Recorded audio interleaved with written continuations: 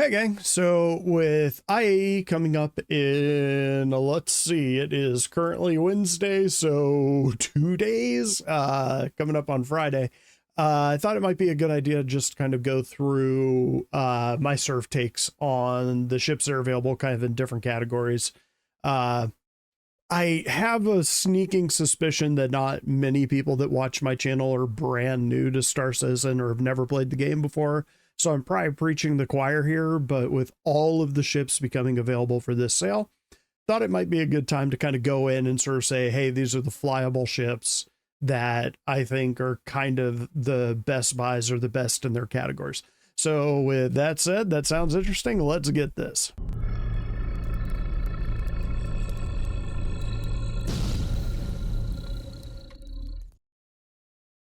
All right, so I have Photoshop up here. Again, these are going to be the flyable ships that are flyable right now, because I think one of the traps that people fall into, I certainly did when I got into the game back in 2014, that you buy a concept of a ship and you're kind of like, hey, this is going to be amazing. I'm going to have this ship. I'm going to be able to do things. You don't know when that ship is actually coming. My ship of choice is the Banu Merchantman that I got at concept. And we're at 14 years and counting, almost 15 now.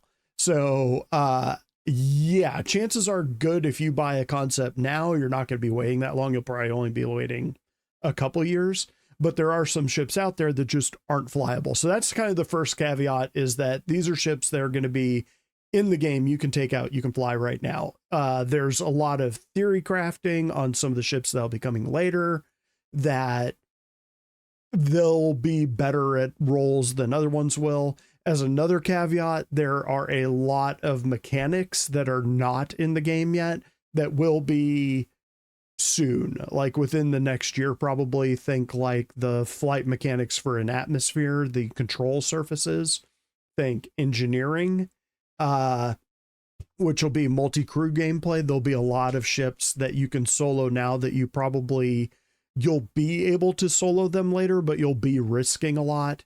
And then things like armor. Armor will be a huge one. Armor will be a big sea change for which ships are more survivable. And with that and engineering, as opposed to just having a ship that has a big hit point pool and you got to reduce the hit point pool down to 0, and then the game will roll the dice and sort of say it's either soft death where the pilot is still alive and the components are good and the cargo's good, or it completely blows up. It'll be, you have to destroy the components that are on the ship. So you have to hit the ship in the right place enough times to take out the component, and that will take out the shields, take out the life support, you get the idea.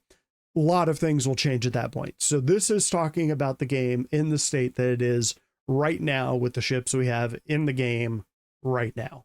Or will be having by the time IAE drops. So with that in mind, I have set up a grid. Now, more than a grid, I have set up a couple different categories. So I've got snubs, which is kind of a general category, but these are ships that could easily fit in other ships. And more importantly, you can spawn them at mining stations. Snubs, if you are a new player and you just found this channel somehow, I would say stay away from most of the snubs. I'll talk about that because not all snubs have a quantum drive. So you might get this awesome ship that flies really well, and then you can't go anywhere, which is not so useful. Next up, we got starters. These are true starter ships. These are kind of the smallest sort of multi-purpose ships in the game. We'll get into that more when we get there. We have starter plus. So these are a hair larger. So these categories, as we get further along, I kind of tried to put them in a category both of size, but also cost. So you'll kind of notice in one of the categories in particular, what I consider a starter plus or a medium ship will be smaller than they would be in the other categories. And that's because I'm taking cost into account. But anyway, starter plus tends to be a hair larger than starters. They tend to be a little more survivable. They tend to be able to do a bit more, but they're not true medium ships. Medium ships are kind of where you start getting into, they start to focus down, kind of become a little bit more specialized, at least the majority of them do. These are the ones where you're kind of pushing it as far as being a solo ship, but these ones you can still easily solo. Medium plus are ones that, these are the largest ships that I consider you can safely solo.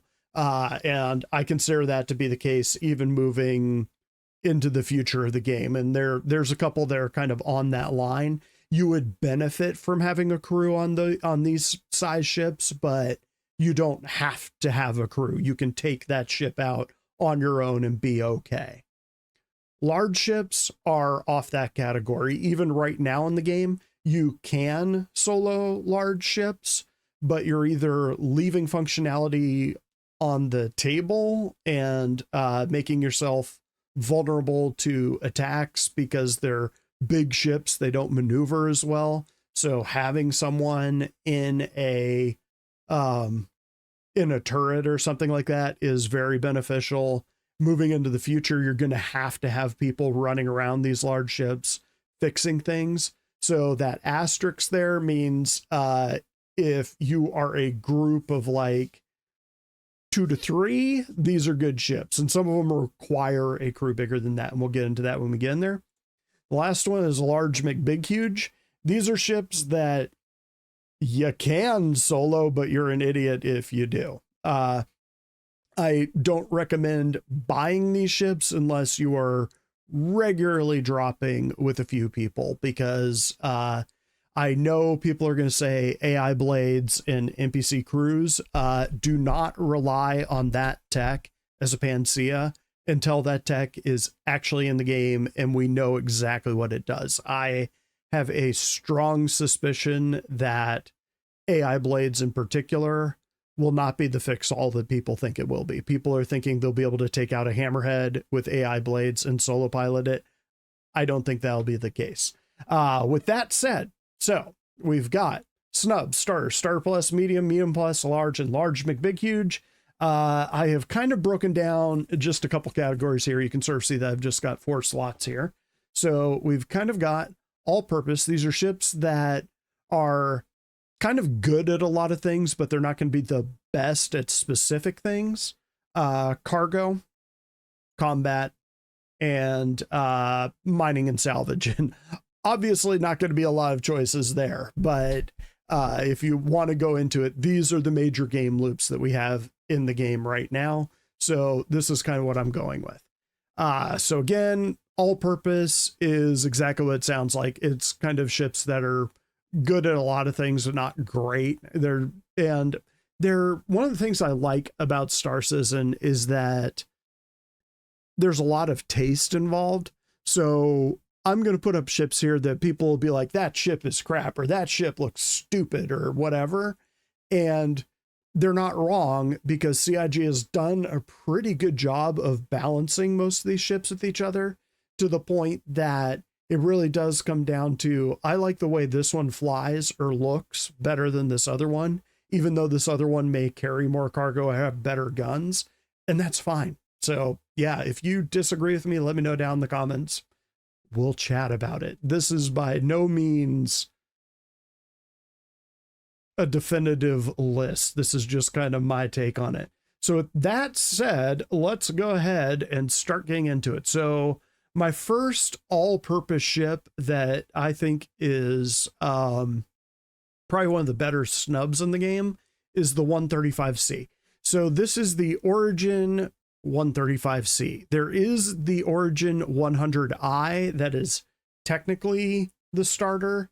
I'd say that if you're going to get the 100i, get the 135c instead, because there's literally no difference between the two, except the 135c carries more cargo. So it's infinitely more useful.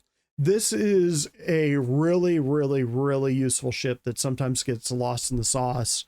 But you can spawn this at mining stations. It has a quantum drive. It flies really well. So yeah, for someone that I just want to get them into the game and get them flying, the 135C is pretty good. It's got an interior you can log out into bed when that feature is working. So 135C, recommend that one. For the starter, I kind of chewed on this a lot, but it's not necessarily a difficult one for me. The Drake Cutter is better than the Mustang, better than the Aurora, and it's in a similar price point. It's got a good interior. It's a more modern ship than those other two ships. It doesn't quite fly as well as the Mustang. It's better than the Aurora. A little bit larger than the Aurora. So you are going to have a bigger footprint on this thing, but it flies great. It's a more modern ship. Easy controls, good ship. Pretty much don't need to say much more than that. For Starter Plus, I go with the Avenger Titan. If somebody's going to get into the game and they're going to spend around $70, $75, this is the ship that I say get the Avenger Titan, because you will get the best experience of the entire game. It's a good combat ship. It's got room for cargo. The cargo bay is internal. It has enough room that it can fit one of the grav bikes. So you can bring a grav bike with you and kind of play around with that. I think it might fit a mule, but don't quote me on that. But yeah, great ship, zippy. You can get into trouble and get out of trouble, which new players often do. So yeah, Avenger Titan is just kind of one of the best all-arounders in the game, which is rivaled by the Cuddy Black. Usually this is kind of the stage that I go to, as I sort of say, well, how much are you willing to spend? If you're willing to spend $100, Cuddy Black is a good one. You can fly it around solo. Huge cargo bay that is deceptive. Like, it can't actually carry that much cargo, but you can fit a lot of stuff in there. Like, I mean, I think you can fit 2 Cyclones in there, if I remember right, which is a lot. So, I mean, you just have a ton of options with the Cuddy Black. You get a lot of guns for the pilot, so you can get into combat. It's not the most maneuverable thing in the world, but it's not bad. So, I mean, as far as an all-purpose all-rounder goes, those are kind of these two right here, when I get a sense for how much somebody wants to spend on it. Actually, these 4, these are the ones that'll kind of be like, you don't really know what you want to do, try one of these 4 ships, depending on your price point. Now we're starting to get up into medium plus, and I had a hard time with this one. So at first I was kind of leaning towards the Connie Andromeda, which I still kind of lean towards, but I'm going to put in the Drake Corsair here. And the Drake Corsair has kind of had a nerf recently that people are really upset with, but it still has 2 size 5s up front and 2 size 4s on the wings that the pilot controls themselves. Has a fair number of missiles, especially if you pull the missile rack and put on a smaller missile rack with more missiles that are smaller. Pretty good ship. Relatively quick to not very nimble. Again, the bay can carry a wide variety of vehicles. It's a great ship to bring a friend in. Good little thing to kind of run around with a group of 2 to 3 people. But if you're a solo player, it's still pretty good. The one caveat is that they have made it used to be that you could control all 4 size 5 guns on the nose and the 2 size 4s. Now they've kind of made 2 of the nose guns a semi-remote turret. It can't spin around and guard everything. It just sort of has this narrow window in front of it. For me, that kind of sounds like a stopgap solution that CIG was looking at their metrics and the Corsair was just dominating combat. And they said that that's not what we intended for this ship. It needed to be good in combat, but not that good. So it'll probably get tweaked again. But again, I'm talking about these ships as they are flyable right now. This is a good one. The Connie Andromeda would be another one that I'd put in this category. Again, this is the largest ship that I feel you could safely solo both in the game now and moving forward into the future. So moving on up, the M2. So note this is the M2, not the C2. M2 has more hit points. Once armor's in the game, it's going to have more armor. It has big shields. It has a few more guns. So it actually has two big shoulder mounted guns and then a chin gun that if you don't have a turret gunner, you can control. I believe the pilot can control that too. Again, it's a huge ship, so you're not going to be fighting fighters, but little fighters probably aren't going to be able to get through your shields really quick either. So you've got some time to get around. It carries a substantial amount of cargo, so it's pretty good there. Yeah, all around, this was kind of a tough one for me, but the M2 is just way too useful. It can do way too many things. It can carry vehicles pretty easily. It has cargo ramps in the front and the back, so it's relatively easy to load. Yeah, that's pretty much all I need to say about that one. I'm gonna hold off on large, big, huge. I'm gonna come back to that. So let's push on to cargo. So for snubs with cargo, this is, I think that's the medical Pisces variant, but this is actually the Pisces, just the regular variant. I'd say is good for cargo. It has a pretty big cargo bay for such a small ship. Again, you can spawn this thing at mining stations. It also has a quantum drive, so you can get around and do stuff. Just all around good ship. Very small, very hard to hit. Don't get in dogfights with it. Even the Expedition, I believe, has 2 size 2s and 2 size 1s. But don't get cocky in it. Like any of these snubs don't, well, okay, with an exception. Don't get too cocky. For cargo, for the starters, yeah, I would go with the Nomad again. It's got an internal cargo bay, very easy to load. The other starters like the Mustang and the Aurora, not as good. Just all around, Cutter is a decent ship to get people into the game. It's kind of quirky, kind of weird, like Drake ships, fun to fly, stands out, and the interior is great because it's a relatively new ship, which this list, if you're watching this 2 or 3 years from now, will probably be extremely different. But for right now, again, flyable ships in game.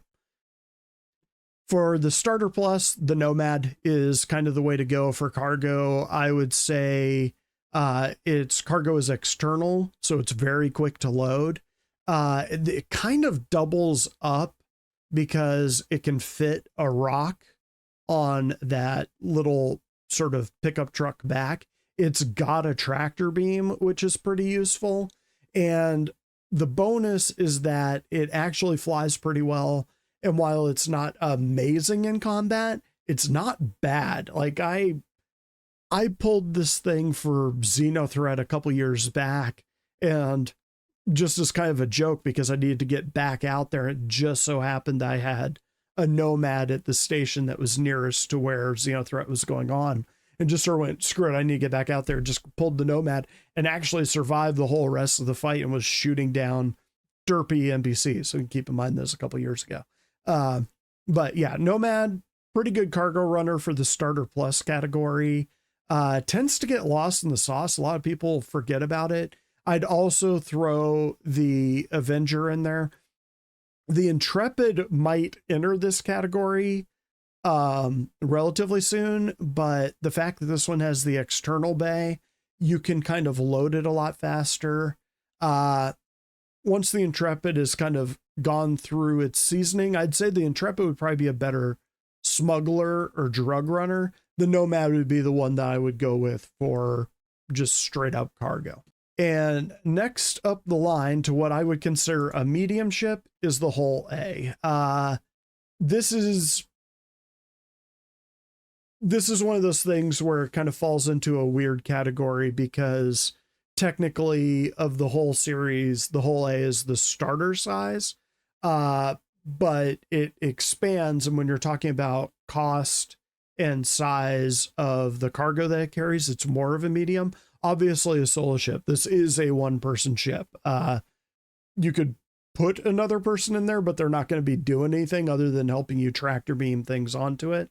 But again, all the cargo is external and very quick to load and unload, which when you're dealing with cargo, that's where your money is going to come from, is being able to load and unload quickly. So let's push on, and don't really need to say much more than that. Connie Taurus. This one, I debated this one a lot. I think the Connie Taurus is one of the better ones because the cargo bay drops to the ground and you can load it very quickly. It has a tractor beam on it. The bottom turret is a tractor beam, which is useful, especially if you're gathering stuff in space. You never need to leave the ship. Again, you could probably benefit from another person. There is a turret on the ship, but the Taurus does not have a snub ship attachment on it like the Andromeda and the Aquila do, or the Phoenix. So an extra person isn't 100% necessary. You could solo this thing still, and you can still move a good bit of cargo. It has the guns to defend itself. I will occasionally pull the Taurus to run bigger bounties because then I can grab the cargo out of those bounties, like NPC bounty hunting. So let's kick on up, and obviously no surprise here is the C2. Again, C2, big ramps either side, carries a ton of cargo. The only thing that I kind of struggled with a little bit here was maybe going Caterpillar, because the Caterpillar, all of the doors open on the side, make it really easy to load in space. It does have a weird catwalk on the port side, which makes it a little bit more difficult to load from that side. So always try to kind of point your starboard side towards the side that you're going to be loading from. Has tractor beams on either side, big tractor beams. But the Cat really does probably need at least one person in its turrets. The C2 does not.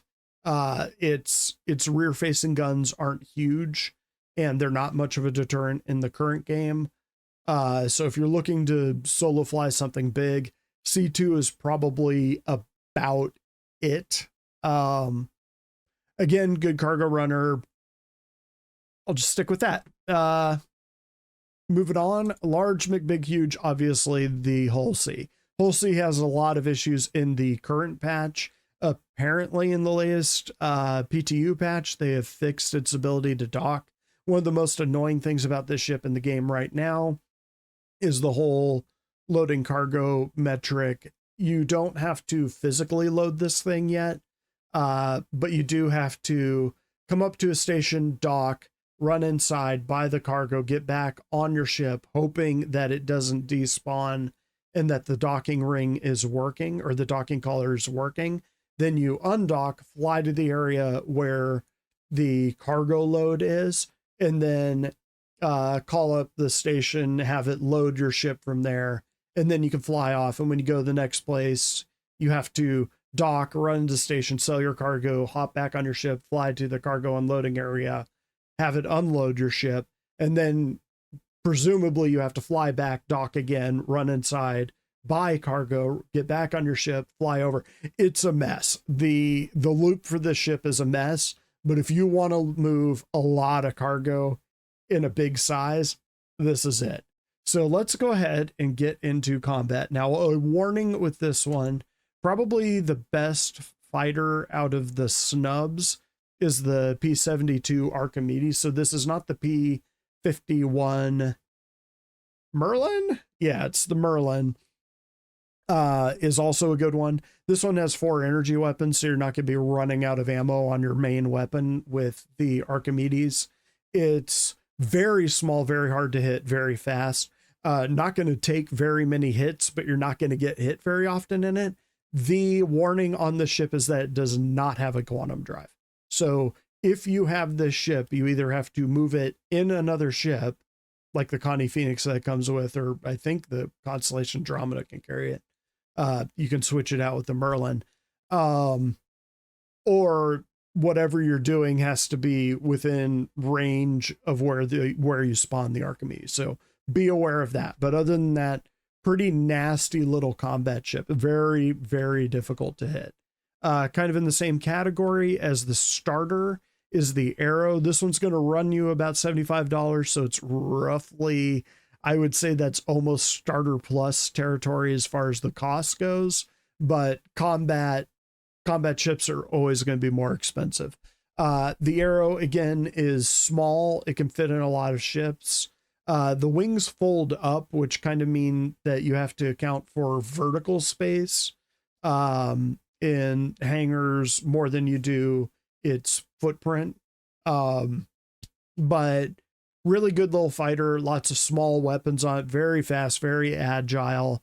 When armor's in the game, don't expect it to be able to take too many hits, but like the Archimedes, it is small and it's hard to hit.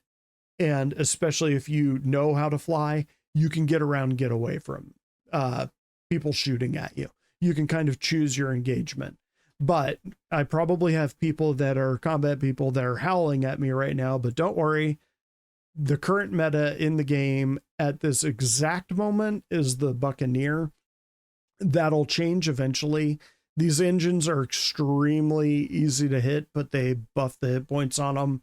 But once hit points are kind of out of the game, I have a feeling the Buck will kind of tumble back to earth, so be aware of that.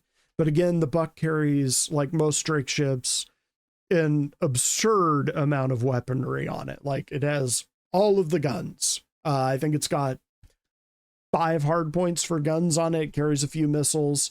It is also one of the fastest ships in the game at the moment, and it's also extremely maneuverable, which means that it can choose the engagement. So it can boom and zoom and kind of come in, score a bunch of hits, and get away from you no matter what you're in, and kind of let shields come back and then do it again. So it's probably going to win the fight right now. Keep in mind, I'm talking about the mechanics right now. The ship will come back down to earth eventually, but it's one of the better dogfighters in the game right now.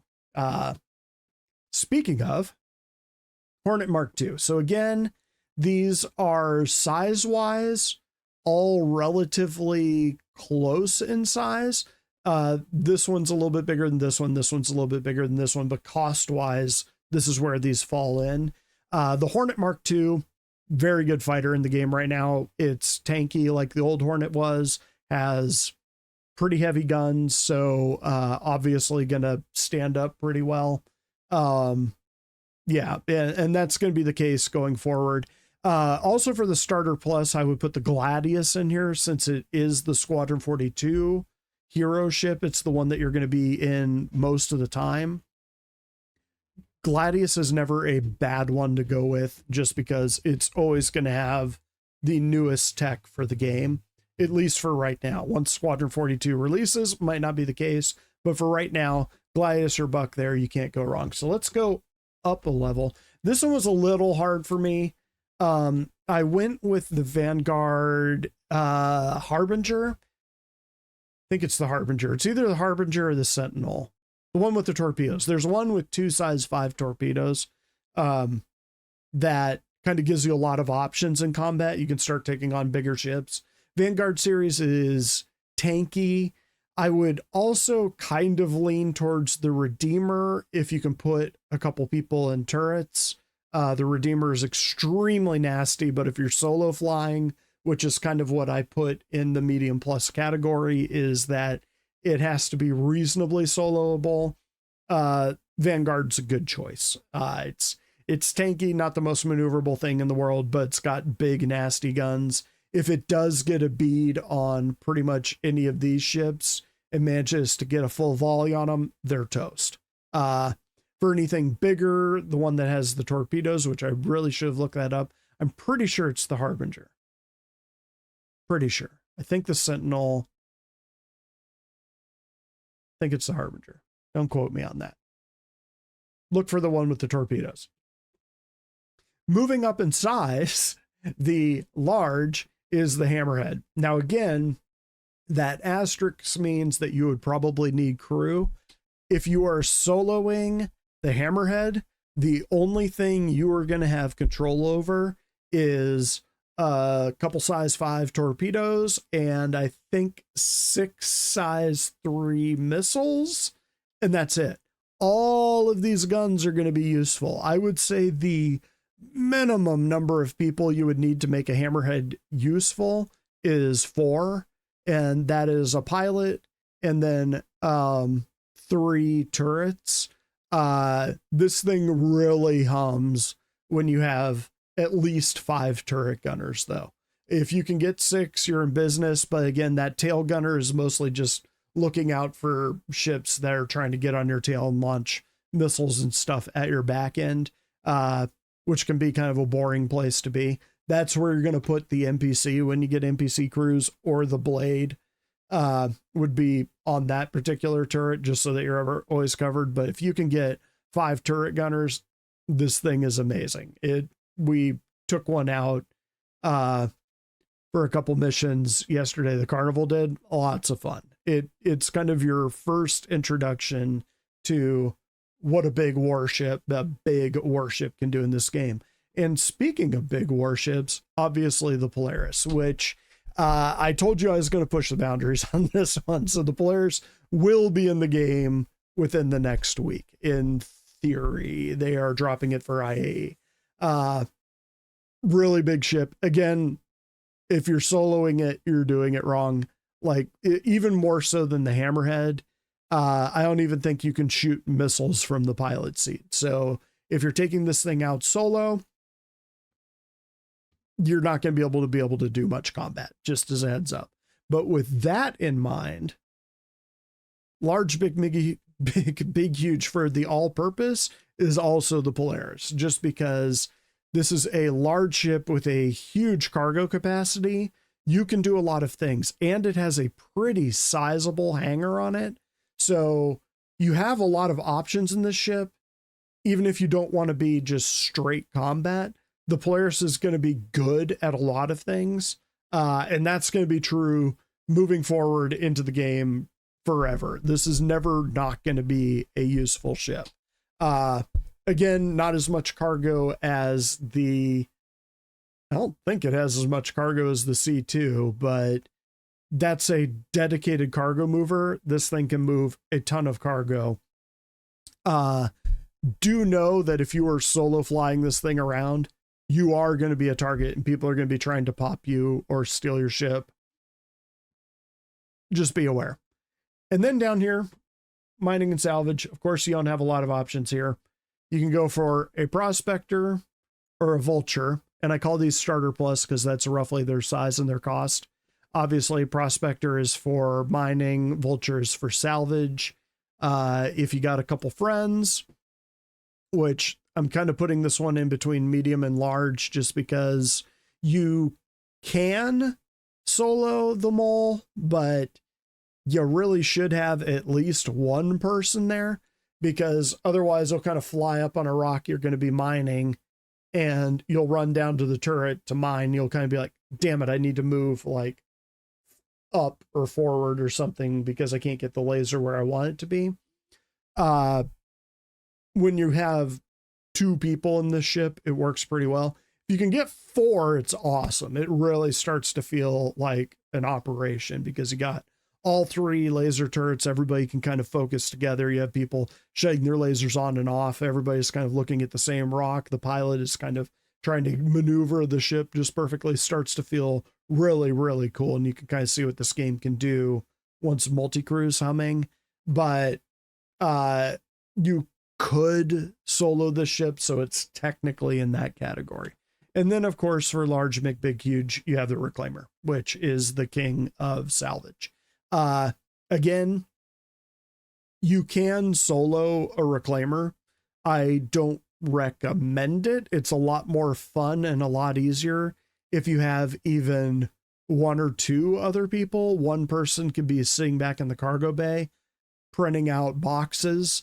One thing to keep in mind is that this is a very old ship and it kind of came in before the current cargo metrics. So if you are soloing these things, or if you've never been around in a Reclaimer before, print out the 8 SCU boxes. Don't print out the full-size ones because you can't fit them down the cargo elevator. Remember, in the current game, you have to go and physically load and unload cargo. So you have to move the cargo onto the elevator, which does not have a cargo grid, send it down to the ground, and unload it. So if you're printing out those big boxes, they're not going to fit in that cargo bay, just as a heads up. So print out one size smaller, you're fine. And gang, that is it for me. That would be my suggestions for IAE if you're just going to get someone into the game at a certain level in a certain category. If you're kind of looking at getting a ship that's kind of this or that, this is kind of my suggestions. So, yeah, lots of opinions on ships in this game, of course. So feel free to spout off down below.